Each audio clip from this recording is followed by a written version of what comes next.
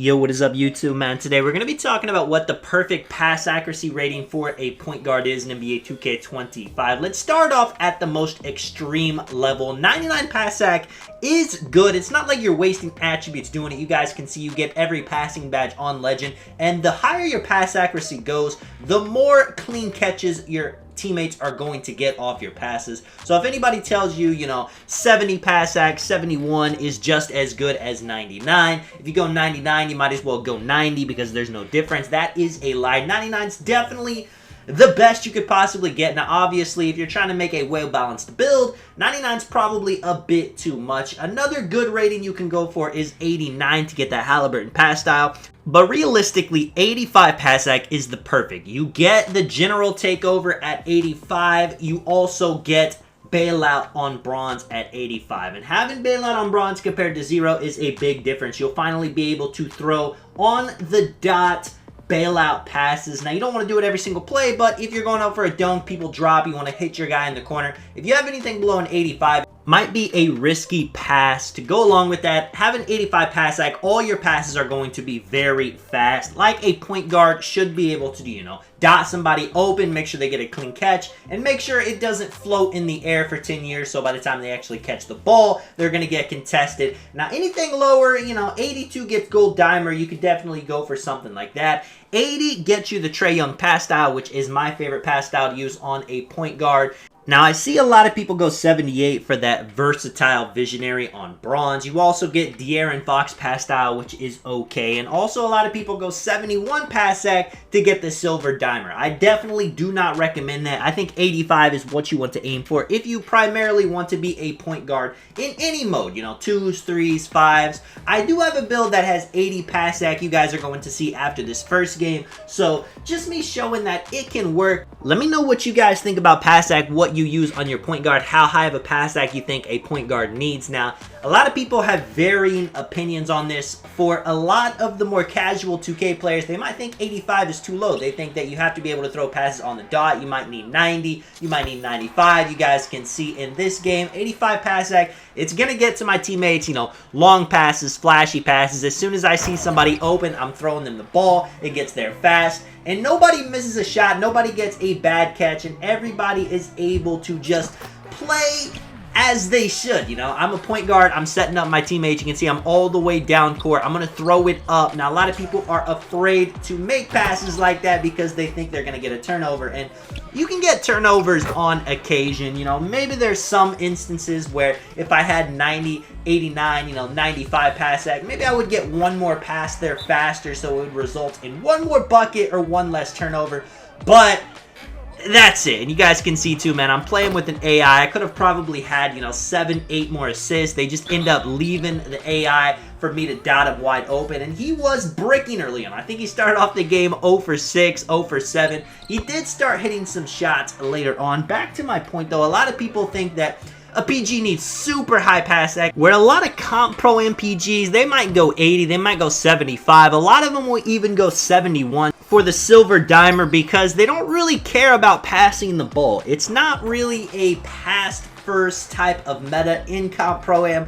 It's more so the PG looks for his bucket. If he has a wide open slip, he throws the dot. If somebody's cheating down, he throws the dot to the corner. But other than that, they're going to keep the ball in their hands as much of the game as possible. Even when people are open, if the PG is hooping, they might try to take some time off the clock, look for their 3, and only pass when it is a must. Now, if you play, modes like Random Wreck, it's a lot more important to be able to pass the ball and pass the ball fast, because if you're a PG missing people on cuts, not dotting somebody when they're open, you're going to lose your team very fast. I've seen it happen even to me when I'm looking to dot nonstop. Maybe everyone's staying home, my defender's bad, and I decide I'm going to be score first just to see if I can open up the floor. Teammates do not want to see me go 15 for 15. They would rather me, shoot 4 shots and have 20 assists. And it can be tough because even if you're passing the ball really well as a PG, people might be missing shots. And if you don't have good assist numbers, even if it's not your fault, even if you're doing your job as a PG, they're going to blame you,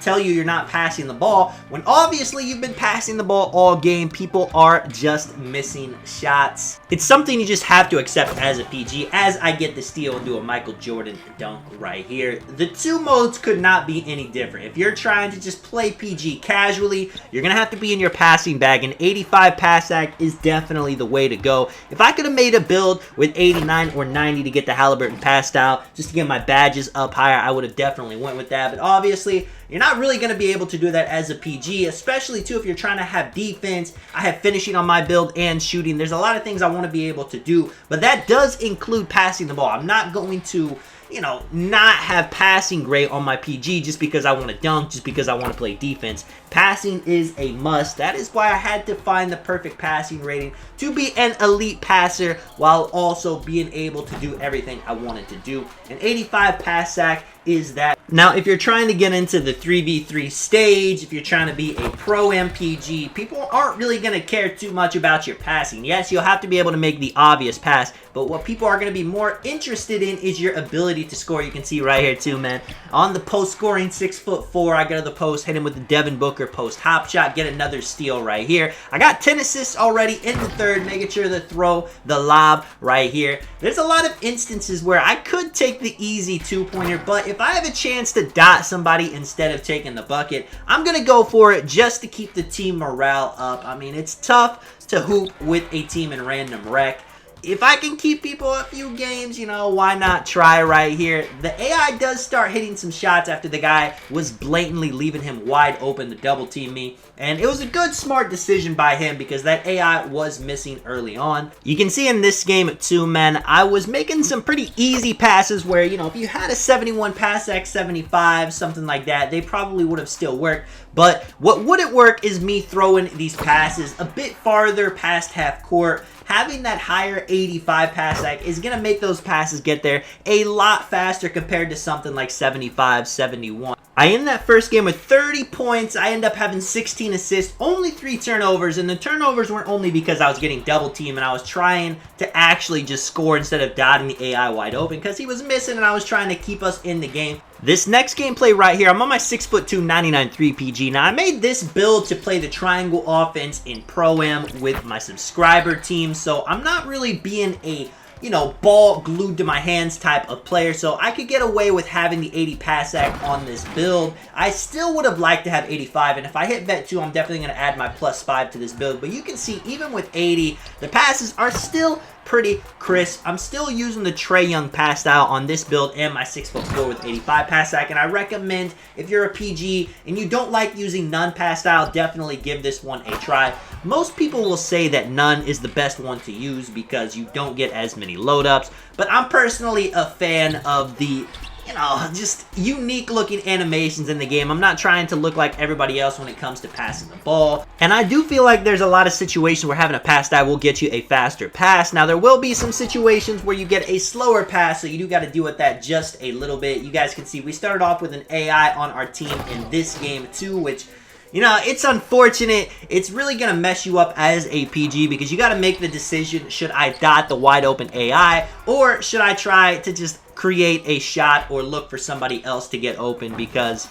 it sounds simple, dot the AI when it's open, but they will miss a lot of the time, at least on my team. When I play against an AI, when my team's leaving them open, they'll go 6 for 6. But when I'm dotting an AI with Gold Dimer, he's wide open in the corner. He will go 0 for 10 and put us in a tough situation. You guys can see throwing the ball up court to somebody. He ends up being patient, taking it to the hoop. The pass gets there decently fast. Now, I will say the difference between 85 and 80 is noticeable throwing it up court. In the half court, you don't see it as much, but the bailout passes, you will see it a lot. I'm nervous to throw a bailout pass on this build. When it comes to my 85 pass act, 6'4" point guard, I'm confident in doing it. It is definitely a huge difference in confidence level, and that is something as well. If you're somebody that is a smart PG, you can definitely get away with the lower pass act because you're only making good passes for the most part.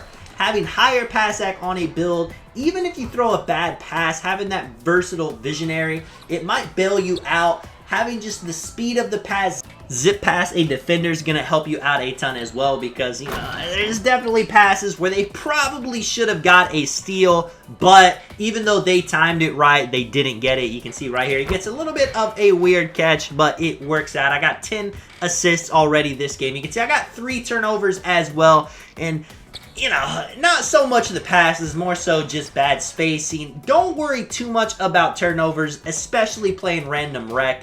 It can be a lot to do trying to dot people with less than ideal spacing, especially if you're playing with an AI. Now, if you're having, 7 turnovers and only 4 assists, there might be a problem. But the more you play PG, the more you'll see open players and be able to dot them at the right times. Let me know if you guys did enjoy the video. If you do want to drop a like and subscribe, of course, I do appreciate it a ton. And again, man, let me know your opinion about the perfect pass act for a point guard. I'm sure it's going to be, completely different in the comments. I'm sure there's somebody that said they could play PG with a 25 pass act. It's just as good. This is Tonic, man. I will catch you guys in the next one. I'm out. Peace.